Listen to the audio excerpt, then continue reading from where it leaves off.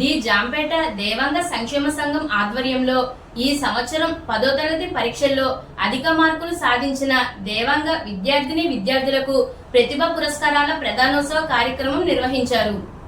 జాంపేట దేవాంగ సంక్షేమ సంఘం ఆధ్వర్యంలో ఆదివారం ఈ ఏడాది 10వ తరగతి పరీక్షల్లో అత్యధిక మార్కులు సాధించిన దేవాంగ విద్యార్థులకు సంఘ సభ్యుల సహాయ సహకారాలతో సంఘ సభ్యుల బంధువుల వారికి సంబంధించిన స్నేహితుల పిల్లలకు జాంపేట శ్రీ ఉమా రామలింగేశ్వర స్వామి వారి కళ్యాణ మండపం నెంబర్ 2లో ది జాంపేట దేవాంగ సంక్షేమ సంఘం తరపున సుమారు 25 మందికి నగదు పురస్కారం జ్ఞాపికలు ఇచ్చి సత్కరించడం జరిగింది.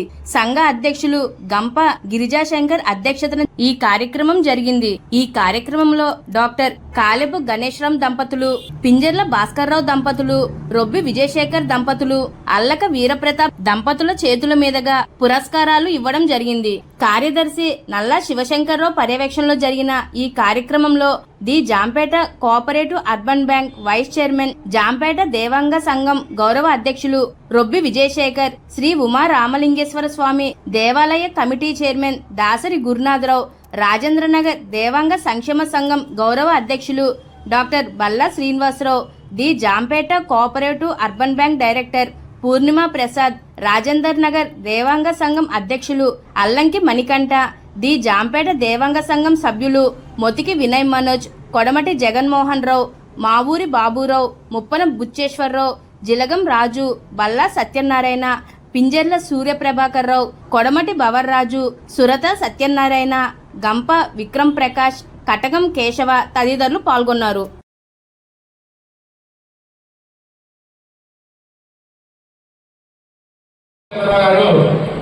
దేవాంగ ఉనికి చాటకపోతే మనల్ని కూడా పద్మశాలి అనుకోలేము. దేవాంగ ఓన్లీ నేత వ్యవస్థ అంటే ఉన్న 14-15 కులాల్లో కులాల్లో కలిపి పద్మశాలి దేవాంగులే అనుకోరు. కానీ దేవాంగులు అంటే పూర్తిగా తెలియదు.